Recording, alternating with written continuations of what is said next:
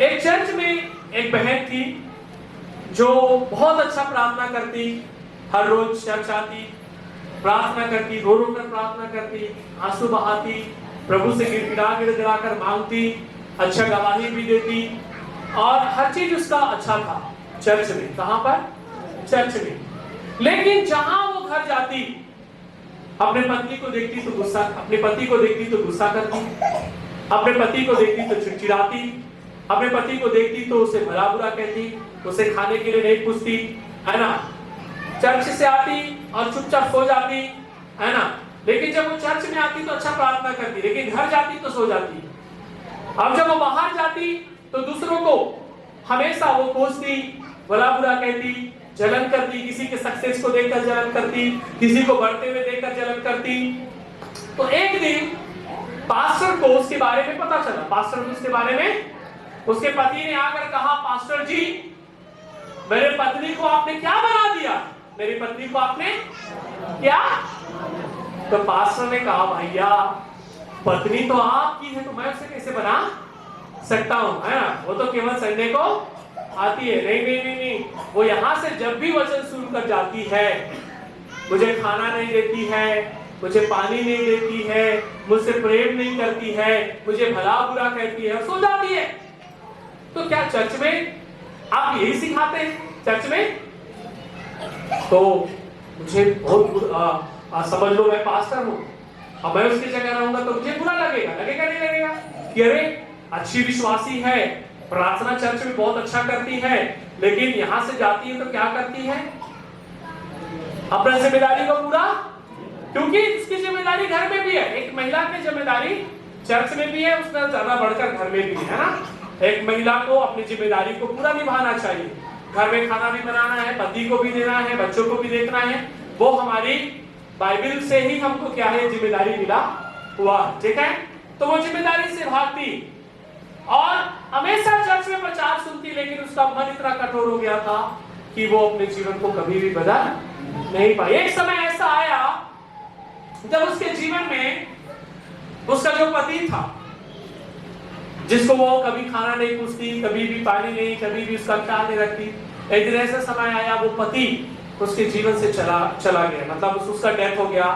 वो किसी बीमारी के कारण उसका पति मर गया और उसका इलाज नहीं होने के कारण, सही देखभाल नहीं होने के कारण वो इस दुनिया से चला गया। और जब एक दिन वो चर्च में गई और जब चर्च में रो रो कर प्रार्थना कर रही थी, परमेश्वर ने उससे कहा, बेटी मैं तेरा ये नाटक को देख देख कर थक गई, मैं तेरे इस नाटक को देख देख कर थक गई, क्योंकि तूने कभी भी वचन सुनकर अपने जीवन को बदला, कभी भी तूने अपने मन को नम्र नहीं बनाया, कभी तूने अपने पति से प्रेम से बात नहीं किया, कभी तूने अपने पति को सीधे को बात नहीं किया। और आज तू जिस पति के साथ थी वो दुनिया से चला गया है और तू यहाँ रो रो कर प्रार्थना कर रही है। तेरा नाटक को बंद कर, परमेश्वर से कह रहा है, तेरा नाटक को क्या कर, बंद कर। तू बहुत ढीठ हो गई है, बहुत क्या हो गई है, बहुत अकड़ू हो गई है, बहुत ज्यादा तेरा मन इस पाप के लिए कठोर हो गया है। लेकिन जब तक तू बदलेगी नहीं, तुझे मैं आशीष देने वाला। और वो उस स्टोरी में लिखा है आखिरी भाग में कि जैसे उसने मन फिराया, पश्चाताप किया और उसने रो रो कर उस दिन रियल में, वो जब उससे पहले जो रो रही थी वो नाटक था, वो एक दिखावा था, लेकिन जब उस दिन वो रोई, इतना रोई और ऐसा रोई, उसका मन पिघल गया। और वो पता है जिस चर्च में वो आती थी अपना फॉर्मेलिटी निभाने के लिए, उसने अपने पूरा जीवन को चर्च के लिए दे दिया। दोबारा उसने शादी नहीं किया। वो कहा, जब तक मैं जिंदा हूँ मैं केवल चर्च की सेवा करूंगी और अपने पास्टर का आदर करूंगी। और उसकी जो पास्टर की जो पत्नी थी, उसको हमेशा वो हमेशा पहुंच जाती ख्याल करने के लिए, देखने के लिए कि मेरे पास्टर ठीक है कि नहीं है। और अंत के स्टोरी में ऐसा कहता है, जब वो मरने वाली थी तब उसने एक बात लिख करके कहा, मेरे जीवन में मैंने अपने आधी उम्र को कुछ चीजों को पकड़कर मैंने उसने जीवन से जाने नहीं दिया, जिसके कारण मैंने अपने पति को खो दिया। शायद अगर मैं पूरी रीति से बदल पाती तो मेरा पति भी आज मेरे साथ विश्वास में होता, लेकिन आज समय क्या हो गया है, चला गया है। लेकिन बचा हुआ मेरा जो उम्र था उसे जिसे मैंने प्रभु को दिया, आज मैं शुक्र मनाता हूं परमेश्वर का कि उसने मेरे जीवन को पूरी रीति से क्या हो गया, बदल गया। मैं इस कहानी को इसलिए बता रहा हूं क्योंकि आज जो वचन है वो फिरौन के बारे में है, जिसने अपने मन को क्या कर लिया था, कठोर कर लिया था। क्या कर लिया था, कठोर कर लिया था। और उसने कभी भी इस्राएलियों को जाने नहीं दिया। 10 महामारी आया। कितना महामारी आया, कितना महामारी आया, आया नहीं आया। लास्ट में फिरौन पागल हो गया, बोला इसी वक्त क्या कर, तू अपने लोगों को लेकर यहां से निकल जा। और क्या बोलता है, रोटी गूंथा है उस आटा को भी लेकर चला जा, खमीर होते तक मत रुक, क्या कर, इसको ले जा, है ना। उसके बारे में हम नहीं जाएंगे उस चैप्टर में, लेकिन मेरा आज का जो संदेश है वो ये है, लेट माय पीपल गो, मेरे लोगों को जाने दे, मेरे लोगों को जाने दे। निर्गमन 5 अध्याय पहला वचन में लिखा है, ये शब्द पूरे बाइबल में 7 बार आया है। कितना बार आया है, 7 बार आया है। 7 बार वो भी निर्गमन में ही आया है। कहां पर आया है, निर्गमन में आया है। निर्गमन 5 का 1 में आया है, 7 का 16 में आया है, 18 का 1 में आया है, 20 में आया है, और 9 का 1 और 13 में आया है, और 10 का 4 में आया है। ये सारे जगहों में 10 अध्याय आखिरी अध्याय है जहां पर आखिरी बार ये शब्द का इस्तेमाल मूसा ने किया है। मूसा ने 7 बार इस शब्द का इस्तेमाल किया है। और बाइबल में बताती है जो 7 शब्द है उसका एक बहुत बड़ा उद्देश्य है। प्रकाशित वाक्य में पढ़ते तो लिखा है 7 दीवट के बारे में लिखा है, 7 कलीसिया के बारे में लिखा है, 7 कटोरे के बारे में कहा गया है, और अलग अलग 7 बाइबल में जो 7 शब्द का एक बहुत बड़ा क्या है, महत्व है। ठीक है, तो 7 बार ये शब्द बाइबल में क्या है, आया है। क्या शब्द, मेरे लोगों को जाने दे। Praise the Lord, hallelujah. पढ़ेंगे कोई, the book of Exodus chapter 5, निर्गमन की किताब 5 अध्याय उसका पहला वचन। इसके पश्चात मूसा और हारून ने जाकर फिरौन से कहा, इस्राएल का परमेश्वर यहोवा जो कहता है, मेरी प्रजा के लोगों को जाने दे, वे जंगल में मेरे लिए पर्वत है। आमीन। प्रभु इस वचन के द्वारा से इंग्लिश में ऐसा लिखा है, after this presentation to Israel's leader Moses and Aaron went to spoke to Pharaoh. They told him, this is what the Lord, the God of Israel says, let my people go, so they may hold a festival in my honor in the wilderness. Hallelujah. मुझे English का ये शब्द बहुत अच्छा लगता है, let my people go, मेरे लोगों को जाने दे। हालेलुया, आमीन, प्रेज़ द लॉर्ड। परमेश्वर ने मुझे जब ये शब्द दिया, मैंने कहा इससे मैं क्या प्रचार करूं, मेरे लोग तो ऑलरेडी यहाँ पर हैं, इसको तो मैं बोल नहीं सकता जाओ मेरे चर्च से, है ना, लेट माय पीपल, मेरे लोगों को जाने दे। लेकिन जब मैं इस वचन को पढ़ रहा था, कुछ चीजों को हम अपने जीवन से जाने नहीं देते हैं, कुछ चीजों को हम अपने जीवन से जाने नहीं देते हैं, इसलिए ये शब्द मुझे मिला है और आज मैं इसी शब्द से प्रचार करना चाहता हूँ। फिरौन जो था वो मिस्र का बहुत बड़ा राजा था। इस फिरौन का राजा का नाम था रामेसेस। क्या नाम था, रामेसेस। लेकिन ये रामेसेस पहला नहीं है, ये रामेसेस दूसरा है, क्योंकि पहला रामेसेस जो फिरौन राजा था वो यूसुफ के समय मर गया था, और यूसुफ के बाद जो दूसरा रामेसेस आया था जिसको यूसुफ के बारे में पता नहीं था, और इस्राएलियों को क्या कर लिया, उसने बंदी बना लिया, गुलाम बना लिया, और इस्राएली लोग गुहार लगाते थे रोज कि हमें क्या कर, जाने दे, जाने दे। लेकिन फिरौन कभी भी इस्राएलियों को जाने नहीं दिया।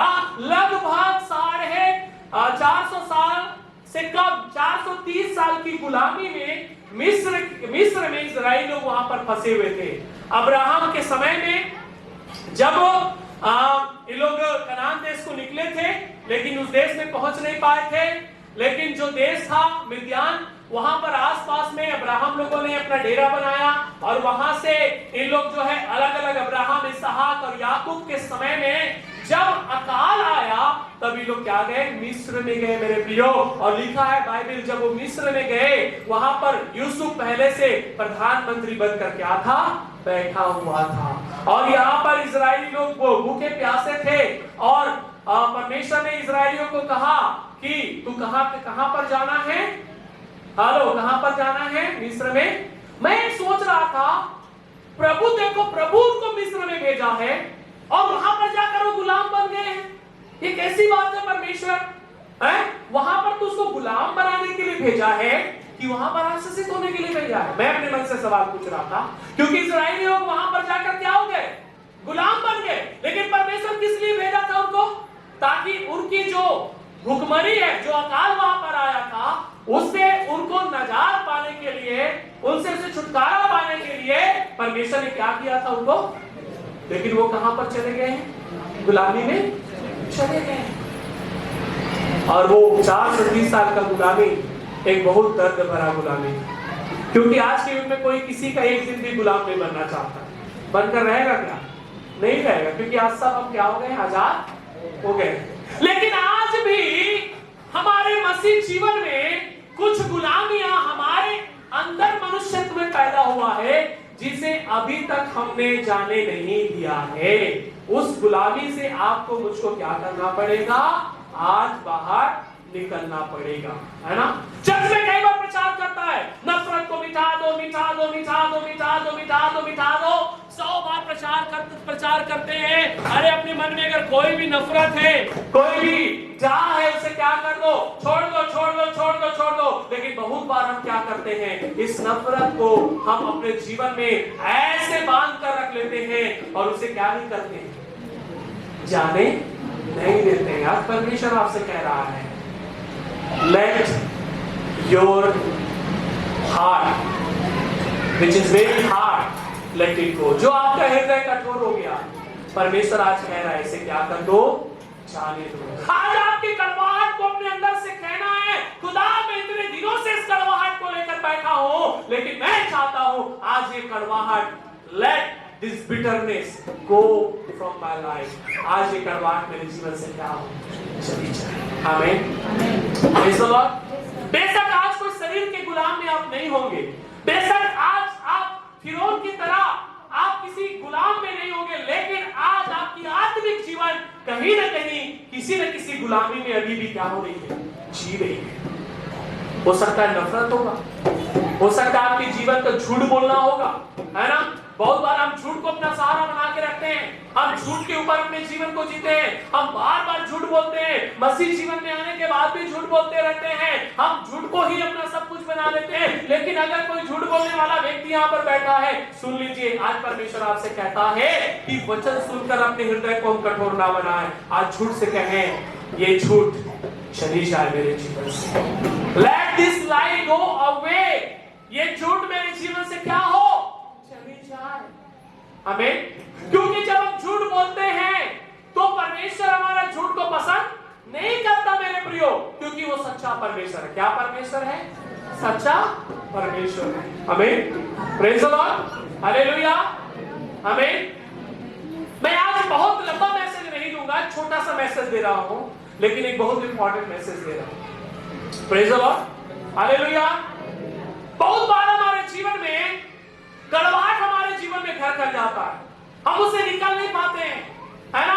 और वो हमें अंदर ही अंदर दीमक की तरह खाया जाता है, खाया जाता है। आपको पता है जब एक लकड़ी को दीमक लग जाता है तो क्या करता है, हाँ क्या करता है, उसको पूरा खा जाता है, उसको पूरा खा जाता है ना। लेकिन अगर उसको समय पर अगर हम देख लें कि नहीं यहाँ पर दीमक लगा है और उसको साफ करके उसको बढ़िया से पेंट कर दें, तो उस लकड़ी को खराब होने से हम क्या कर सकते हैं, बचाया जा सकता है। आज मूसा के शब्द हमारे जीवन में एक मेडिसिन की रीति से, दवाई की रीति से आया है। अगर हमने अपने मन को किसी चीज के लिए कठोर कर दिया है, आज पवित्र आत्मा की उपस्थिति में उसे कहें आज इसे मैं इसे जाने देता हूं, आमीन। क्योंकि उसे किसी और ने नहीं पकड़ के रखा है, कौन पकड़ के रखा है, आपने उसे पकड़ कर रखा, और आज आपको कहना पड़ेगा ये चीजें मेरे जीवन से क्या होना चाहिए। आमीन, praise the Lord, hallelujah, hallelujah, आमीन। समझ लो दिव्यराज है यहाँ पर, है ना, दिव्यराज इतना, अब दिव्यराज चर्च में आया है ना, अब दिव्यराज से मेरा क्या नहीं हो रहा है, पट नहीं रहा, शायद तक मेरे दिल को क्या किया होगा, दुखाया। अब मैं उसे जय मसीह करने, या तो मैं उसको जय मसीह करूंगा तो दबा कर करूंगा, थोड़ा सा कठोरता से, क्योंकि जो इधर है वो उधर भी दिखना चाहिए, है ना, जो इधर है वो, और दिव्यराज को पता चलेगा आज का पकड़ कुछ तगड़ा है, आज का पकड़ इधर पकड़ा था, मुलायम हाथों से पकड़ा था, आज पास्टर पकड़ा है, मतलब अंदर का करवाट इधर भी निकल रहा है, तो पता चल जाएगा रे ये जरूर मेरे मन में कुछ बातों को उस दिन का रखा है, अभी तक निकाला नहीं है ना, पता चलेगा नहीं चलेगा, नहीं चलेगा, है तो चलता है नहीं चलता है। किसी दिन अगर मान के चलो अब पत्नी लोग अच्छा खाना नहीं बनाए, है ना, नमक ज्यादा डाल दिया, तो अगला दिन आप जब नमक डालोगे ज्यादा तो कहेगी पत्नी को 2 दिन तक डाले रहे और तो समझाए रहे फिर भी तो माने, मतलब उस दिन के बाद को आप पकड़ कर तब तो कह रहे उस दिन डाले थे, अगर आप सच में प्रेम करते तो उस दिन का नमक को भूल जाते, कोई बात नहीं, चलता है, क्या बोलते हैं। लेकिन मैं जय मसीह कहने जा रहा हूं, इधर भी दबा हुआ है और इधर भी दब रहा है ना, प्रेज़ द लॉर्ड। मैं आपसे कहना चाहता हूं, आप परमेश्वर के सामने एक भेंट लेकर गए, किसके समान, कैन और हाबिल के समान, किसका भेंट को ग्रहण किया, हाँ, और कैन को क्या आ गया, गुस्सा आ गया, अरे मैं भी तो लाया था, लेकिन लिया और गुस्से में क्या कर दिया, अपने भाई को मार दिया। और बाइबल क्या कहती है, That was the first murder in the Bible, Bible का सबसे पहला मर्डर, पहला खून वहीं पर शुरू हुआ। और क्या कहता, तेरे तूने ये किया जिसके कारण क्या हो गया है, भूमि, और भूमि 2 बार श्रापित हुआ, एक जब आदम और हवा ने पाप किया तब, और दूसरी बात जब कैन और हाबिल का साथ में दुश्मनी और क्या हो गया, मर्डर कर दिया। अगर वहां पर कैन अपने गुस्सा को काबू कर लेता, कहता कि कोई बात नहीं, मेरा तो भाई था, अरे मेरा ही तो भाई है वो, अगर उसके भेंट को ग्रहण किया है कोई बात नहीं, मैं उसे जाकर पूछूंगा, परमेश्वर से पूछ लूंगा कि मेरा भेंट को क्यों ग्रहण नहीं किया, अगले बार कोशिश करूंगा उससे अच्छा भेंट लेकर जाऊं ताकि परमेश्वर ग्रहण करे।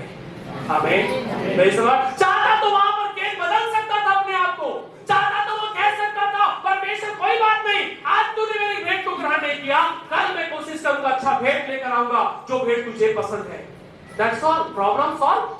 लेकिन उसने क्या किया, अपने गुस्सा को अपना दुश्मन बना दिया, गुस्सा को क्या कर दिया। कई बार मसीह जीवन में हमारा गुस्सा, नफरत हमें बर्बाद कर देता है, क्या कर देता है, आपसे कुछ हो गया है कोई बात नहीं, परमेश्वर तो दोबारा आपको मौका देगा सुधरने का, है ना। हम इंसान के सामने ही तो गलती कर रहे हैं, जब खुदा हमें अपना सकता है तो हम किस बात से डर रहे हैं। लेकिन प्रॉब्लम क्या है पता है, हम कभी नहीं बोलते लेट इट गो, इसे जाने, हम बोलते हैं इसे आने दो। हम क्या बोलते हैं, इसे आने दो। आपको मैं एक घटना बताना चाहता हूं। असम में जब मैं 2013 में मैं जब सेवा कर रहा था सिलीगुड़ी में, तब असम में एक पास्टर का मर्डर हो गया। एक पास्टर का क्या हो गया, मर्डर हो गया, और उसको मर्डर करने वाला कोई और नहीं था, उसका खुद का चर्च का क्या था, विश्वासी था। तो ये जब हो गया उसके बाद जगदलपुर से एक टीम आई पता करने के लिए कि भाई ये पास्टर के साथ ऐसा हादसा क्यों हुआ। और असम में एक बहुत बड़ा नदी है जो उड़ीसा से बहता है, जिसको ब्रह्मपुत्र नदी बोलते हैं। उसका पानी बहुत जल्दी नहीं सूखता। सुना है ब्रह्मपुत्र नदी, सुना? उसी नदी में उसको फेंक दिया गया था मारकर। तो जब इसके इन्वेस्टिगेशन किया गया था तब पता चला कि इस व्यक्ति के अंदर में पास्टर के प्रति बहुत सारा कड़वाहट भरा। क्या भरा था? नफरत, बढ़ाता। और नफरत क्या चीज के लिए पता है? एक लड़की की वजह से। किसकी वजह से? एक लड़की की वजह से। और वो लड़की के वजह से नफरत इस कगार उसके दिमाग में दीमक की तरह काम किया कि वो अपने गुस्सा को रोक नहीं पाया, और गुस्सा के द्वारा उसके जीवन से क्या हो गया?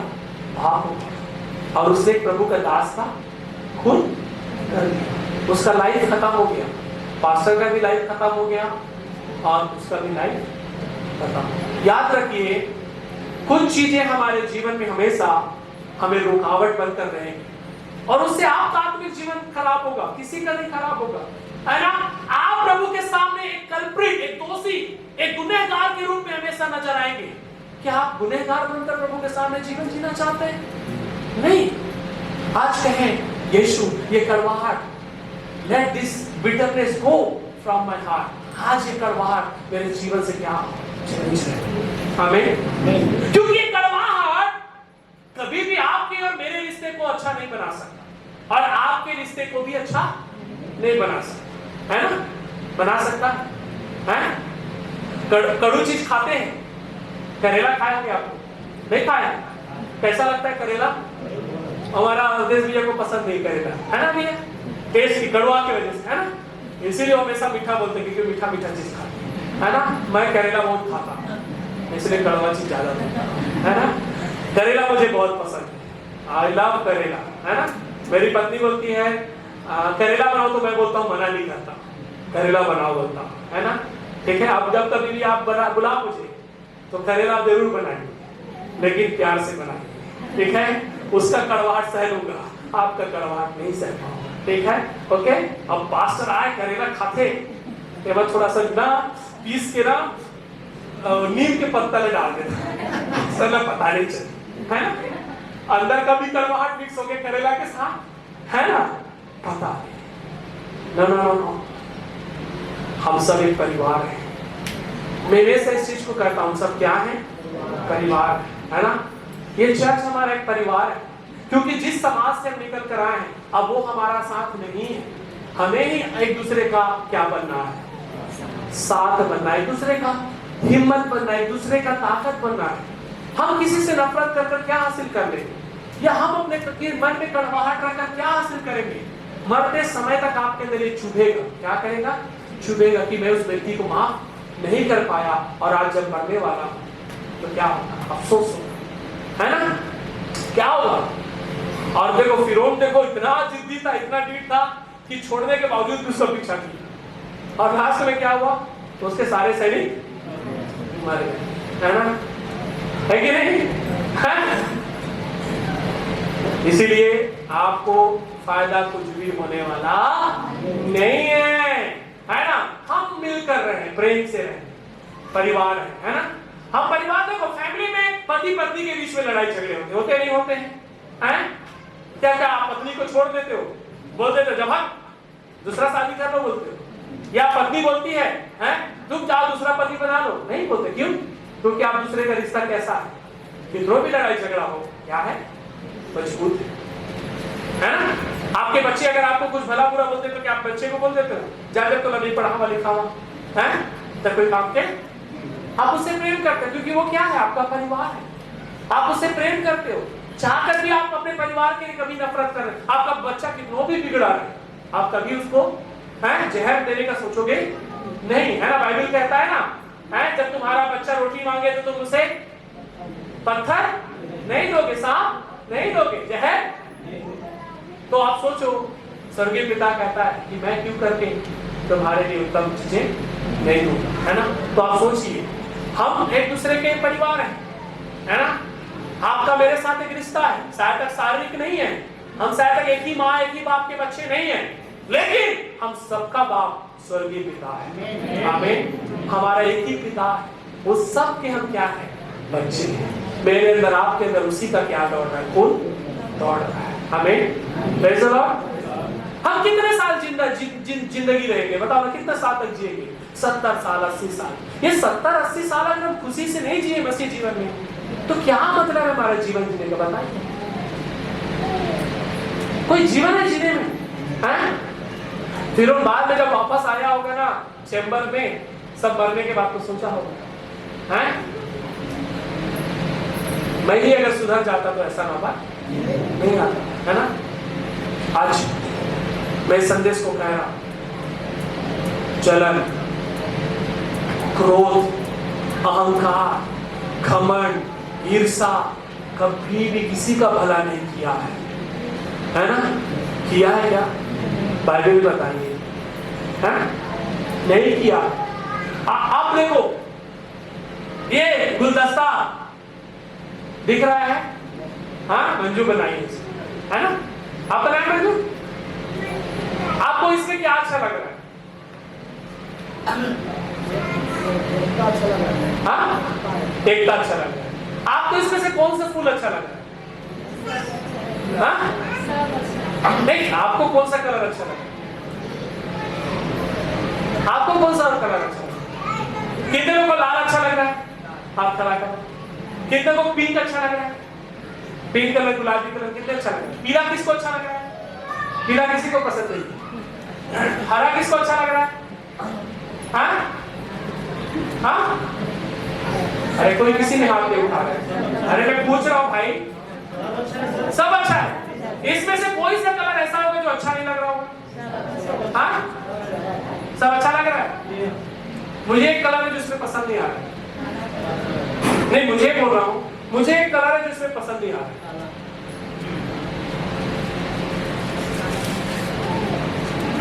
ये कलर ना मुझे पसंद नहीं आ रहा है, बाकी सब कलर अच्छा लगा। क्यों पसंद नहीं आ रहा पता है? हाँ? क्योंकि ब्लैक एंड व्हाइट है। ब्लैक एंड, अब ब्लैक एंड व्हाइट टीवी को आजकल कोई पसंद, तो सब कलरफुल होना चाहिए। तो आप सोचो, आपका ब्लैक एंड व्हाइट जीवन को परमेश्वर पसंद करे? हैं? परमेश्वर चाहता है आप भी इस गुलदस्ता की तरह कलरफुल हो, बढ़िया दिखे, आनंद, कृपा, प्रेम, धीरज, भलाई, नम्रता, संयम, सहनशीलता सब आप में हो, है ना? प्लस ये ब्लैक एंड व्हाइट को क्या करो? अवॉइड करो, कलरफुल बना। आज के समय में कोई ब्लैक एंड व्हाइट टीवी देखेगा? कोई नहीं देखेगा। मुझे भी बोलेगा तो बोले, अरे भैया हम आज के युग में रह रहे हैं यार, ये कहाँ तुम ब्लैक एंड व्हाइट को ला रहे हो इसको, है ना? हम ब्लैक एंड व्हाइट साड़ी भी लेने जाते तो आप क्या करते? सबसे अच्छा कलर पहले लोग चूज करते हैं ना, कलरफुल, जो दूर से क्या हो दिखे, है ना? भैया लोग जाते हैं कौन सा?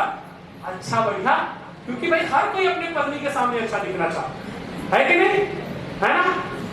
लेकिन मैं जब यीशु के साथ सामने जाऊंगा तो मैं कैसा दिखूं? तो मैं कैसे अच्छा दिखूंगा? इस कपड़े से नहीं, हमारे अंदर के स्वभाव से, चरित्र से, हमारे अंदर के कैरेक्टर से जो हमारे अंदर है। आमीन, हालेलुया, प्रेज़ द लॉर्ड। और यही परमेश्वर हमारे जीवन में हमेशा देखेगा मेरे प्रिय। आमीन, प्रेज़ द लॉर्ड, हालेलुया। इसीलिए आज हम निर्णय ले, खुदा मेरे अंदर अगर कोई भी कड़वाहट है, मैं आज से जाने का हुक्म देता हूँ, लेट इट गो। इसे मैं क्या करता हूँ? जाने देता हूँ। हमें प्रेज़ द लॉर्ड। हो सकता है कल आपको कहीं और परमेश्वर लेकर जाए, है ना? मैं कहीं और चला जाऊं, लेकिन हमारा प्रेम तब भी परमेश्वर के साथ बना रहेगा और आज भी बना हुआ। हालेलुया। हो सकता है प्रभु कल के दिन मुझे कहे, कोई बहुत बड़ा जगह में लेकर, बड़ा स्थान में लेकर जाए, और हो सकता है मुझे कल के दिन जाना पड़े। मैं हो सकता है कई 100 किलोमीटर दूर के उतरा से रहूं, लेकिन फिर भी मैंने के उतरा के लोगों को मैंने प्रेम किया, क्योंकि मैं उनके साथ रहा है। वहां पर भी रहूंगा तो मैं क्या करूंगा? प्रेम करूंगा। हमें, क्योंकि ये मसीह का प्रेम है जिससे हमारे जीवन में कभी भी नाराजगी, नफरत, अहंकार, क्रोध होगा तो क्या होता है? माफ हो जाता है। हमें, प्रेज़ द लॉर्ड, हालेलुया।